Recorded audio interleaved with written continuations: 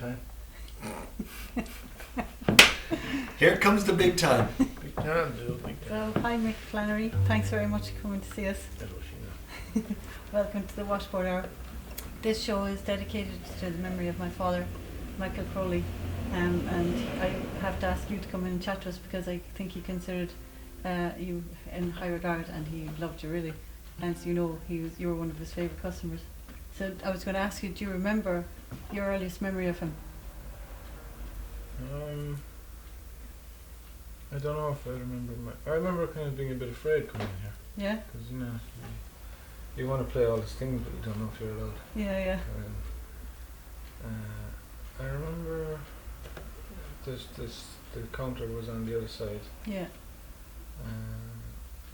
He was a striking figure as well. He's very tall. So tall, yeah. But lovely man, like. Yeah.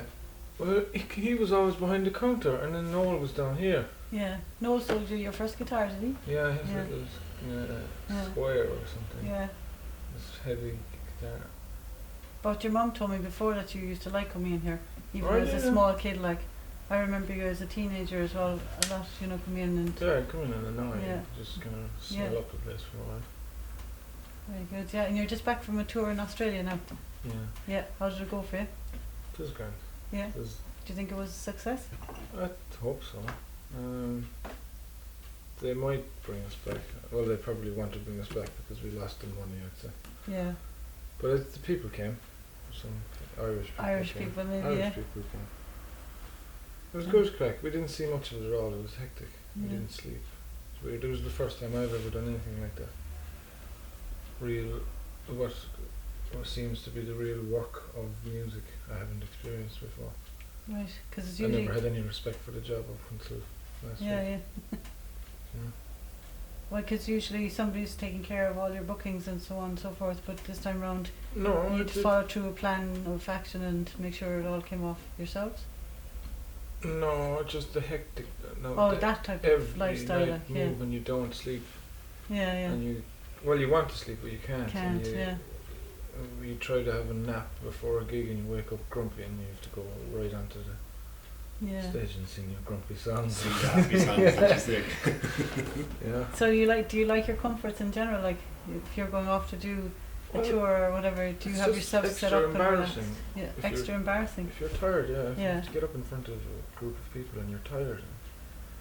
Yeah. It seems insulting to them, but they don't know that you're not doing it deliberately to fuck with them. Right? Yeah. I'm sorry. Yeah. It's okay. I'm used to see the radio. They don't say fuck. So it's hard. It was hard. It was hard task in itself, But at the same time, it's brilliant to go out there, isn't it? Really, you're like. I think for me personally, I feel that you're like. I've said this to you before, and I probably will embarrass you now, but I feel you're like Ireland's Neil Young or Leonard Cohen. Well, I feel that this is for life. Like you're not a flash in the pan, and it's developing all the time. It's building and all. I just think it's great that you go out there. I think you should do a serious long tour in Australia and get in New Zealand, a few other places. But you're going to the UK in September, are you? Yeah. Yeah, no, it's great. Yeah, it's a privilege. Yeah. So would you ever sing for Coca-Cola? No, I suppose. Because that's what Neil Young does. But think about sometimes. I don't know. If you sang for Coca-Cola, if they gave you like 100 million quid or whatever they do, you could give it away, like. Yeah, although you could do something with it. Nobody would know that you gave it away. They just think you're an asshole. Which maybe you are an asshole. But I had an idea, about that. Like, how do you help? How do you make a difference? Do you do it locally? Do you do it small, or can you do it on a global scale? And if you're doing something, say, if you did get 100 million or whatever it is, and you could give it away, where does that go? How does that? Goes right back to Coca-Cola.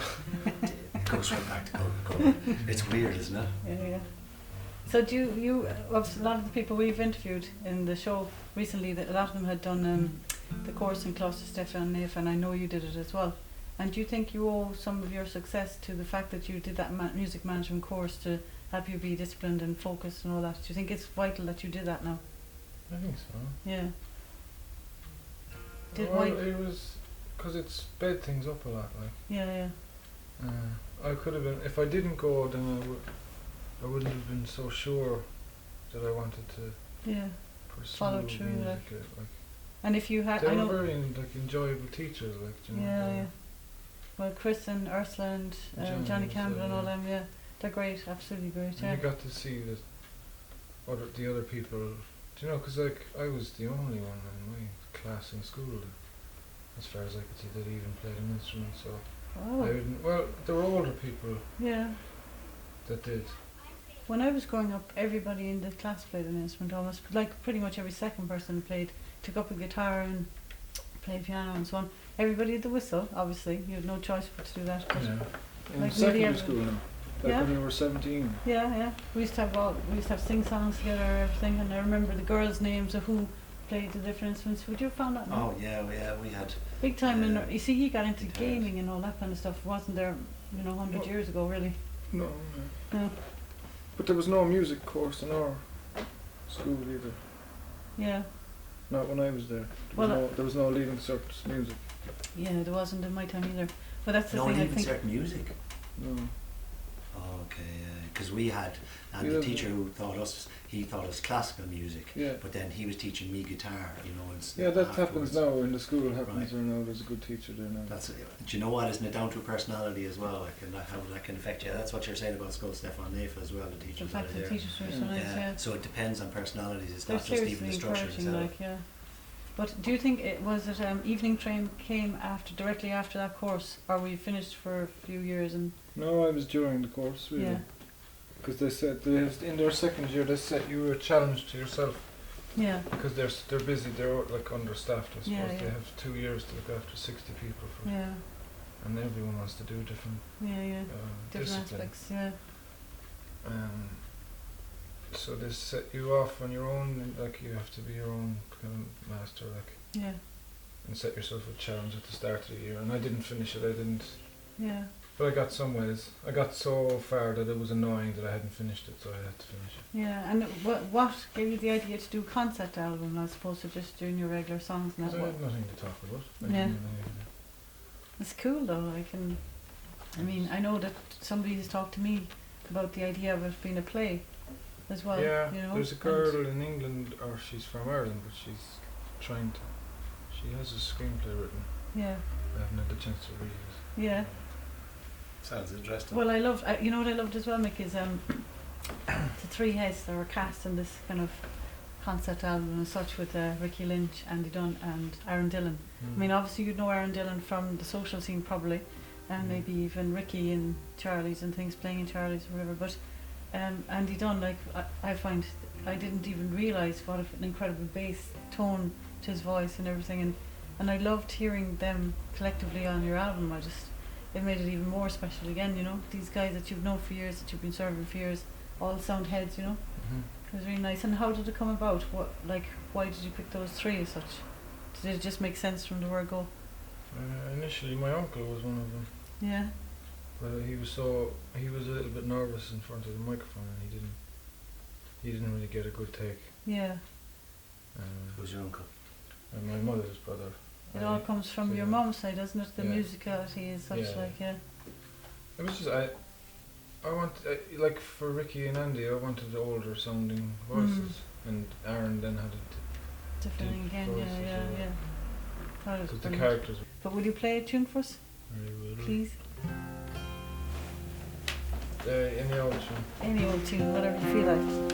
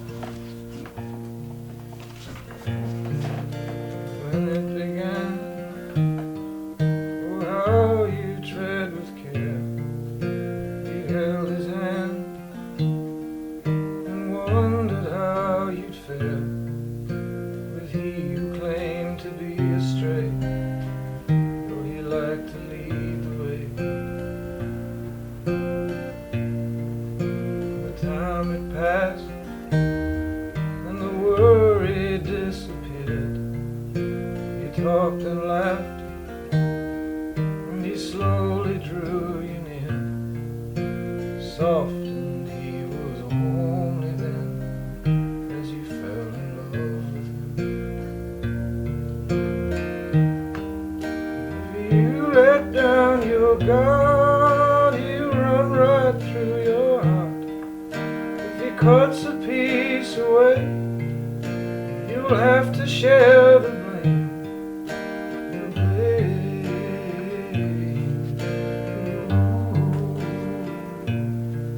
When you're feeling strong, you don't think on him at all. But when you're not, you're cold as you recall. You lay yourself upon his bed. Anything you want, you say. If you let down your guard, he'll run right through your heart. If he cuts a piece away, you'll have to share the blame.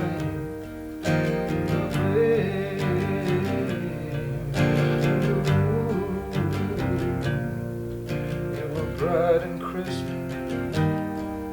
on the day he drew the knife. At least he was quick, though he never answered why. He just walked away and dropped the blade. You get cut too, just not by you.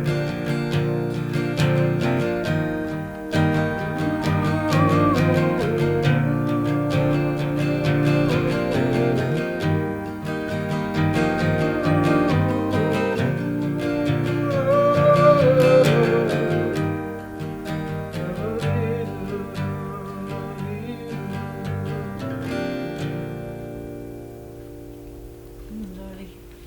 What's it called? All right. Oh, I don't know. New song. Yeah. Are you writing all the time? No. No. You go through phases. Yeah, you did. You like, was it 4 years between White Yeah, Eyes yeah. and Like Red 3 Blue. years. Yeah. 3 years? Good Yeah. bit anyway. Yeah. And I know I've read and I've talked to you about it at times, you know, where you had a certain amount of material and you Yeah. decided not to go with that. But like, do you find that a pressure? Like, do you think that you're expected to continuously churn it out, or not necessarily? No. Well, that's good. Shouldn't be any pressure, really, I suppose. You know, it's the artist's license, like, I suppose, the artistic license, whatever. Yeah. I don't know. I did That time, At that time, because Yeah. I was being pushed around a little bit by the record company to Yeah. write upbeat songs. That's why they didn't like a lot of the songs I had written. Yeah. And they just waited until I had written some. Bit more. They weren't upbeat. willing to release. Yeah, I can understand. They're business, like Yeah. they don't want to release Yeah, I suppose. your little songs that you like because Yeah. they're about your little feelings. Like Yeah. they want to make money. Like But why did they like you in the first place? Exactly. What's the thing that So it's they like- accepted you first on the basis that you were writing all these very sentimental, or well, It's like going out with a dark girl and and then she wants to change you straight away. yeah. She don't- gets you and then she don't wants to even change get you. us into that conversation. I'd say. I think you should have that conversation. Do you know what? You know what Peter Cooling's criteria for the perfect woman? His 3 criteria are bobby socks. She has to be able to drink out of a pint glass, and she hopefully would drive a motorbike. What are Bobby socks? Yeah, that's the first thing that came Small to little me. white socks, ankle socks. Oh yeah. He's got a thing about that. Just because it shows off the ankle. Do you like ankles? I wouldn't be, you know. It made me think of big rubber lover dollies ankles, and- but I just think bobby socks are pretty. Bobby pretty socks? good, Yeah. Have you 3 criteria, Mick? I Would you say? you weren't going to ask me any No questions personal that would questions. make me I don't mean it uncomfortable. in a personal sense. I She mean might have said it, fun but that's things it. like. Fun things like socks. But listen, do you remember I said to you before that my dad used to say, I think I said this to you, open the door and the windows and let nature in. Do you remember I was telling you that, I think? And my dad, I kind of grew up with this sense of it being almost a body, like a physical being, that I'm opening the door, letting nature in. And he used to tell me to go out and plant trees and flowers to get my hands into the soil. And I was just wondering, are you kind of a man of nature? Like, do you love your surroundings, care about your surroundings, or is it not even an issue in one way or the other? Like, do you love nature? Yes, I mean, of course. Yeah, I don't Do you think of about course? it as often as you might. maybe, yeah. But do you think Ireland is beautiful? Do you love your country? You know I'm very pro-Ireland in every way, like. Yeah. Yeah. I do, yeah. I love Ireland, like. Nicer in the sunshine. Yeah. So when you were being taught by your dad all about nature and everything, at that time you were growing up to be an artist as well, so that's what you would have kind of studied, art and that sort of stuff, and it is in your very being, Yeah, I that suppose. art and all the talent that you have for that. So knowing that, do you think that that's a very artistic chair that you're sitting on now? Oh Does it yeah, suit your yeah. I personality? love my chair. Well, who wouldn't like this, like? But Who anyway. wouldn't like It's it? very natural. Yeah.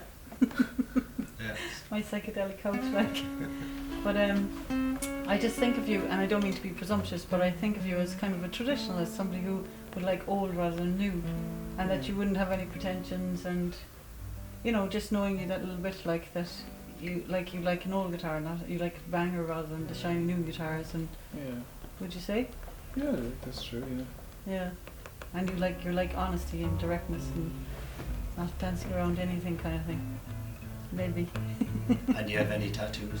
I Oh, don't have yeah, any tattoos. Why? Just never really thought of it. I've nothing against tattoos.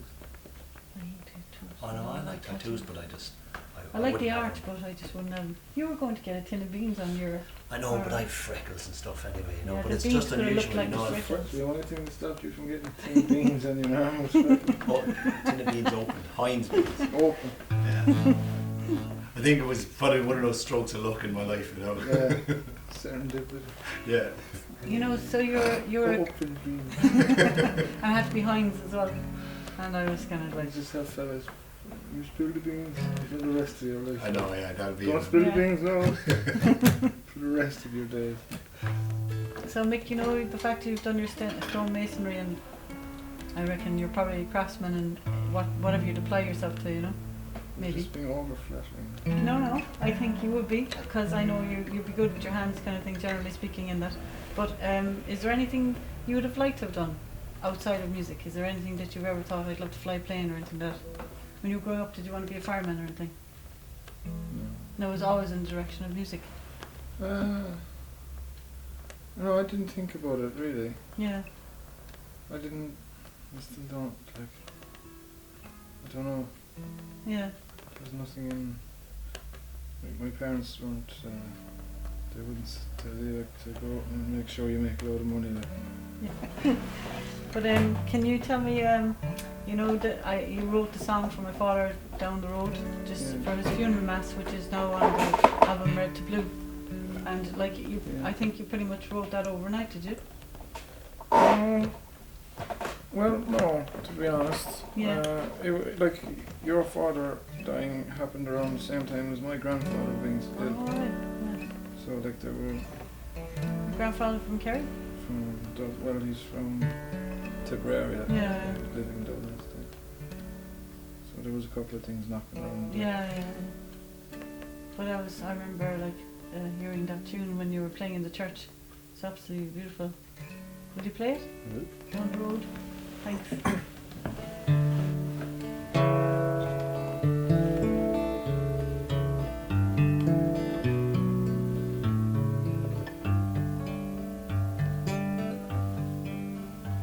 It's been a good spell, as far as I tell, but darling, you must know now I don't feel well. How it's going, where it's going, we never had an easy way. In my mind I see my sister.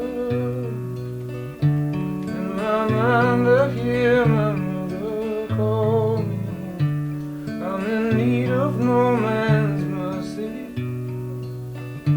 You just touch my hand and wave me down the road. Bring my child here, bring them all near. There's something that I want each one to hear.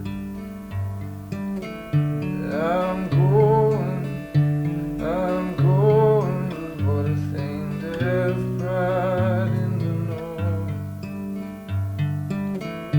In my mind I see my sister. In my mind I hear my mother call me home. I'm in need of no man's mercy. You just touch my hand and wave me down the road. I see a young man, pen in his hand. He's trying to sum the whole show up, but he can't.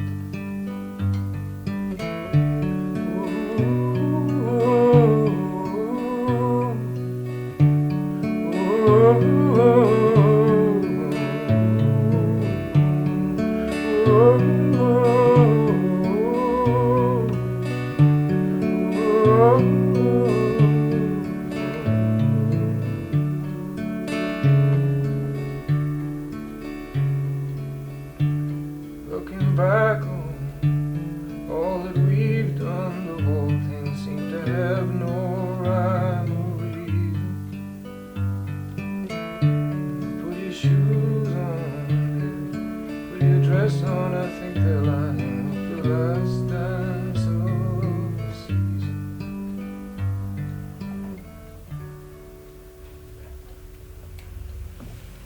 Very good. I love it. It's amazing. It sounds so familiar. It's like as if I kind of grew up with that stuff. But it's maybe because I just play the albums frequently or whatever. Like, but it's just it just sounds very familiar. Very emotional as well. I won't get emotional now, but a bit. Because you talk about the mother and see down the road and things like that, and makes me think of my mother, my grandmother, and my dad's sisters who died when he was young, you know. So it's kind of comes. That's what comes to mind for me, obviously. That. But anyway, it's beautiful. Yeah, it's like. But are you, you know, when you're writing, are you writing using the piano or play? What's your favorite? Is the guitar or the piano? Just more often as the guitar. Yeah, because it's just easier. easy access, like. Yeah. But does more happen like creatively when you sit down at a piano or not? Not necessarily. It's nice. Like piano is lovely. Yeah. You don't always have the access to it. And if you had loads of time, is there any other instrument that you'd love to take up? Well, if I had them available to me, I'd hit anything like. But Yeah. What about the banjo, like? maybe not the banjo. I love the banjo. Yeah, well, like, My it's dad more loved of the a banjo lead as well. instrument, I suppose, isn't Yeah, a wind instrument, is it? it? Lead Oh instrument. yeah, like, yeah. you For- wouldn't, from- like I only use it as a background. Yeah, You know, suppose, so, yeah. I'm not very good at either of them, like, as in technically. Like, Not getting into it technically, yeah, but it's beautiful though. My father, for my father's anniversary is on Tuesday the 6th of August, and we're having a gathering of banjo players on these two couches, in actual fact. So I'm looking forward to that, because, you know, we used to sit at home and he used to talk about banjos when we were having our dinner, all through the dinner. And we go, oh right, okay, and he'd tell you the ins and outs of banjos, and it'd be going on, like, and if a new banjo came in, we'd hear all about the banjos. Do you remember his theory of the evolution of the hippopotamus to the whale? Do you remember that? Do you remember one day he stopped, you were just going out the door? I remember the subject. Yeah, and you had a hangover, and you wanted You to said, start. normally. No. It was a Tuesday. And you were going out the door, and we'd already had a bit of slagging in the chat, and next thing he stopped you just as you went, and then he went off into this discussion about the evolution of the hippopotamus to the whale, yeah. And you were standing there kind of going, right, okay, let me go now, like. The Well, theory being like that, do you know? No, That they had to go further out to get water in a drought or whatever, and eventually, like, they went into the water and started swimming, and then they evolved. I don't really know the details of it, like, but I don't That's know if nothing. Darwin would agree with that Yeah. hypothesis. but anyway. So I think you're surrounded by lovely people as well. It must be great for you because you've got a producer, as your drummer's your producer, Christian Best, and your band are brilliant. You know, Brian and all the heads, like, and Karen, and the fact that you've got your mom sometimes and Yvonne, you know, it's a really nice thing, isn't it? It is. It must be so comfort. It must be a comfort in itself, like. But yeah, I think it's great, and I think, you know, you're lucky, like. They definitely are, yeah. Yeah. But can I ask you, do you ever go to see bands like? Have you seen Niall McCabe and his band, and have you seen John Black and the Rats, for instance? I've seen You John, must- yeah. they're very good. They're incredible, aren't they? Have you seen Niall McCabe? I haven't. But I think they only started again recently, the Desert Den gigs. Yeah. And the album is ready. I have the album. It's brilliant. We've played it a few times. A few of the tracks, I think his voice, it's just really reminds me of Al Green or something. I don't really know, but it just really gets you going, like, isn't it? I haven't heard it. I haven't been around. Yeah, you must try and get it. Played in the Triskel in Christchurch? No. Because that was kind of founded on the Freemasons Guild. Yeah. So that's all to do with stonemasonry. I remember I was in there recently, and it was all about that, all about the stonemasons and that. Yeah. So that could be the. All the stones will be talking to you, Mick. All the stones will be talking to you. Yeah, well, they are. But yeah, that's brilliant. So you're going around appreciating all the stonework, are you? Where? I don't know, anywhere. Do you get excited and you say, oh my God, that's lovely, and see that's fine stonework there? Excited. Does that happen? No. Excited hasn't come into my vocabulary now. Since I was 4. But I was going to say there that, like, don't you agree that the talent in Cork is amazing? I do, yeah. Yeah, it's absolutely incredible. I think there's a serious concentration, and I love that so much diversity are working away together in the same area, and they're all getting on and doing their thing, and it's really nice. I like it a lot. And since I've become a mother, I haven't got to go to gigs much at all, So the fact that we had in-store gigs was kind of my own little kind of way of getting a bit of that in, But I'm just amazed all the time about all the different bands that have come in and how exceptional they've been, And they're drawing people off the street, so it's fabulous. It's a good thing to have it, And also it's good because it's not a bar where people are chatting and but anyway, so where's your preferred country outside of Ireland at the moment, since you're getting to travel? I'm living in Berlin at the moment. Yeah. It's a nice place. Yeah. And you're learning a bit of German along the way? A little bit, yeah. That's cool. Are you would you say you're natural with languages? No, not really. I didn't do well with languages in school. Yeah. Maybe Irish I was okay at. Good. But I didn't try hard enough. Yeah. At French or that stuff. But I'd be okay. Yeah. Was that in your end of year report? Could try harder. Could try harder. It has a cavalier attitude.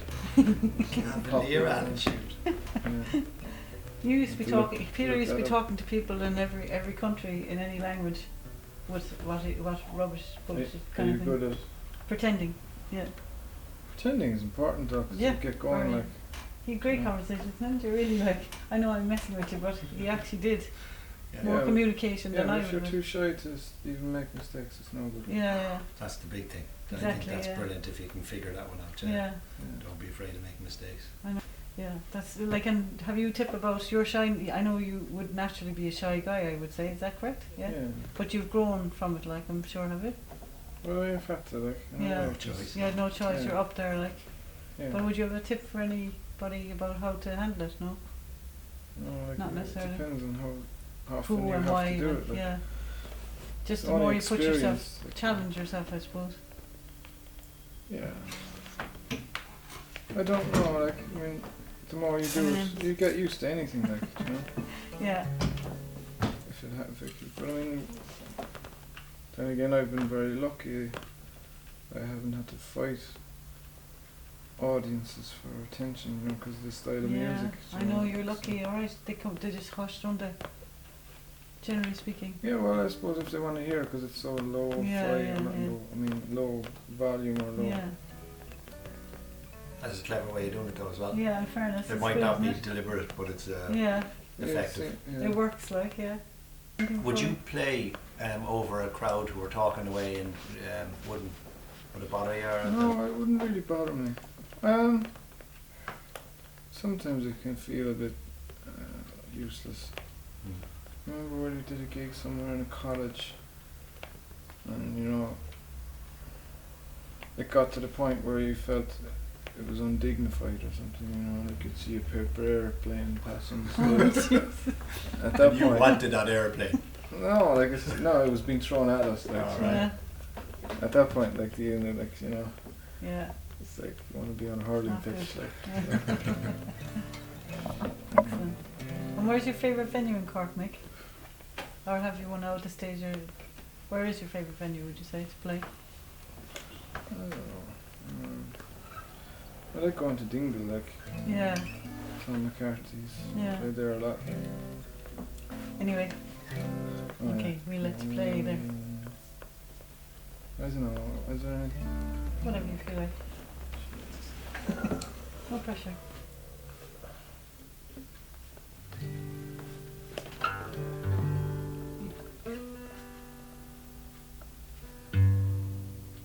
From the time you think so far, you cannot get back home. Come the time you realize that nothing is your own. You get a hold of suffering and you suffer on the ways. You get a hold of happiness and you cannot feel the pain. What you do last night to get drunk? Did you get in a fight? Did you lose your way?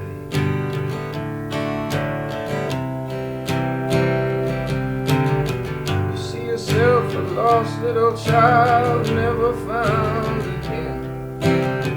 You see a man with the maddened eyes and you see yourself as him. That seems to happen so often now, it's norm. It's funny who the people are that you come out from. What you do last night, did you see the stars? Did the lonely get in? Did you go too far? Did you get back again? You're one way at one age and then another rolls along. You figure something else out and you forget what you know. You think you're better, you think you're wise and true. Always getting closer to the real you, old girl. What you do last night, you fall down at the riverside. Did you weep for the world outside? Did you cry for the child inside?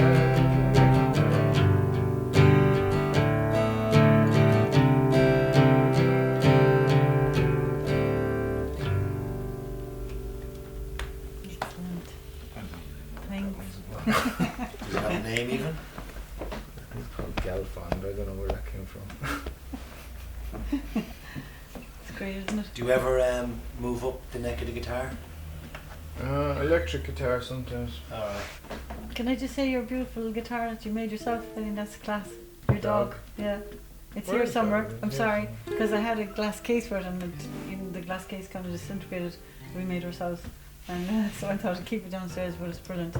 So that's what I meant when you be fairly crafty with things, in fairness, because the stone, the wood, the music, you know. So can you draw? No. Not necessarily. No. I like that tin box that you made. Yeah, that's brilliant, yeah. But just to Yeah, see the that, old can, just like, you know, to thing. see that in your head, to be able to do Yeah. that, it's brilliant. Like, Creative. Stick a load of bolts into it and Yeah. a couple of strings onto it, and there you've got a tin box, which is like, But the dog is brilliant, like. yeah. And it works with, doesn't it? Is the tin box here as well? The tin box is somewhere we'll have to, yeah. It's only in that there. somewhere, is it? Yeah, And the intonation's out. yeah. Anyway, Mick, thanks a million for Alright. coming to talk to us. You're very good. Cheers. And thanks, Colm. And thanks, You're Colm. fabulous. You're As so always. sexy. Yeah. And you've fine hours. It's coming from you now, you know. Anyway. Not that you don't, Mick. You know, I mean, don't be kind of feeling left out. I was feeling left out. Right. I was going fishing for compliments. Yeah.